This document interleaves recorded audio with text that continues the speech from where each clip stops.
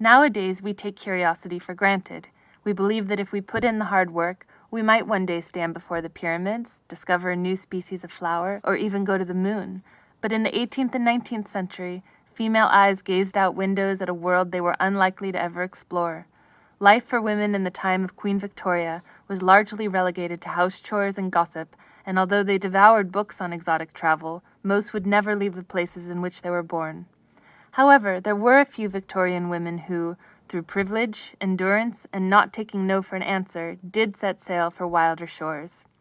In 1860, Mary Ann North, an amateur gardener and painter, crossed the ocean to America with letters of introduction, an easel, and a love of flowers. She went on to travel to Jamaica, Peru, Japan, India, Australia. In fact, she went to every continent except Antarctica in pursuit of new flowers to paint. I was overwhelmed with the amount of subjects to be painted, she wrote. The hills were marvelously blue, piled one over the other beyond them. I never saw such abundance of pure color. With no planes or automobiles and rarely a paved street, North rode donkeys, scaled cliffs, and crossed swamps to reach the plants she wanted, and all this in the customary dress of her day, floor-length gowns. As photography had not yet been perfected, Mary Ann's paintings gave botanists back in Europe their first glimpses of some of the world's most unusual plants, like the giant pitcher plant of Borneo, the African torch lily, and the many other species named for her, as she was the first European to catalogue them in the wild. Meanwhile, back in London, Miss Mary Kingsley was the sheltered daughter of a traveling doctor who loved hearing her father's tales of native customs in Africa. Midway through writing a book on the subject, her father fell ill and died, so Kingsley decided she would finish the book for him. Peers of her father advised her not to go, showing her maps of tropical diseases, but she went anyhow, landing in modern-day Sierra Leone in 1896 with 2 large suitcases and a phrase book. Traveling into the jungle, she was able to confirm the existence of a then mythical creature, the gorilla. She recalls fighting with crocodiles, being caught in a tornado, and tickling a hippopotamus with her umbrella so that he'd leave the side of her canoe. Falling into a spiky pit, she was saved from harm by her thick petticoat.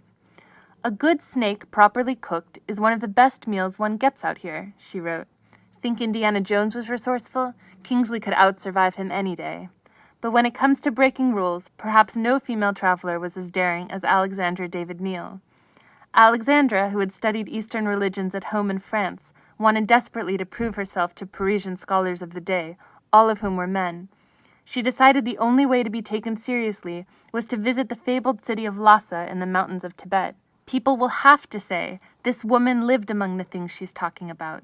She touched them, and she saw them alive, she wrote.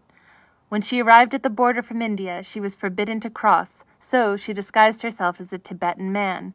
Dressed in a yak fur coat and a necklace of carved skulls, she hiked through the barren Himalayas all the way to Lhasa, where she was subsequently arrested. She learned that the harder the journey, the better the story, and went on to write many books on Tibetan religion, which not only made a splash back in Paris, but remain important today. These brave women, and others like them, went all over the world to prove that the desire to see for oneself not only changes the course of human knowledge, it changes the very idea of what is possible. They used the power of curiosity to try and understand the viewpoints and peculiarities of other places, perhaps because they themselves were seen as so unusual in their own societies.